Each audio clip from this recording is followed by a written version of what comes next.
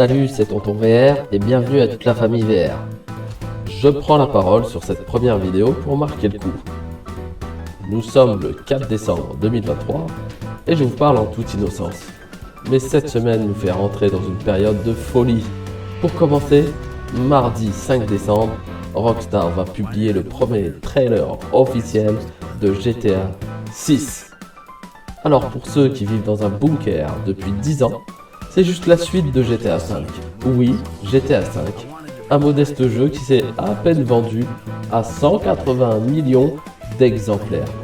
Je peux vous dire qu'il sera attendu au tournant.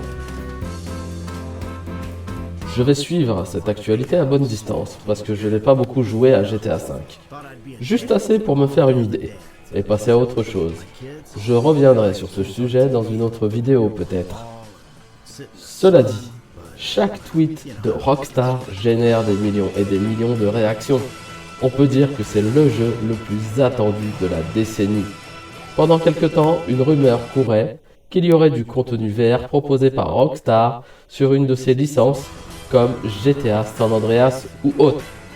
On n'a encore rien vu. Mais il est toujours temps de se rattraper avec un mode VR, sur GTA 6 par exemple. Qu'est-ce que vous en pensez? En parlant de mode VR, passons au deuxième événement de cette semaine. Resident Evil 4 Remake. Ou en français, Resident Evil 4 Remake. Capcom a enfin annoncé la date de sortie du mode VR de RE4 Remake. Et ce sera le vendredi 8 décembre 2023. Avant de préciser cette date, ils annonçaient la sortie pour l'hiver 2023.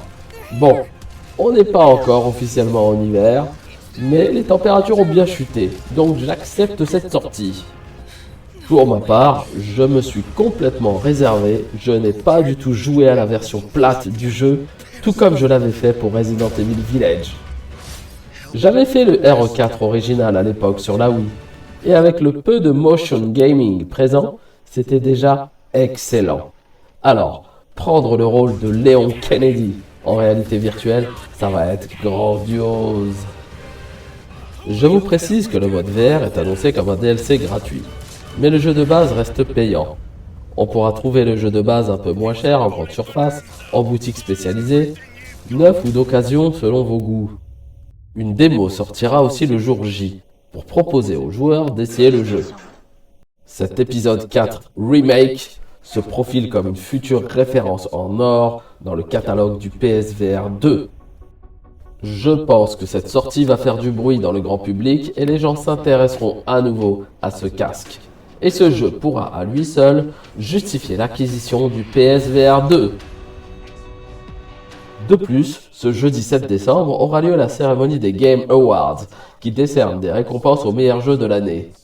Figurez-vous que RE4 Remake est présent dans la catégorie du meilleur jeu de l'année. Pour une première vidéo, c'est déjà pas mal. Je vous laisse à vos affaires. Ciao les neveux, à la prochaine, c'était Tonton VR.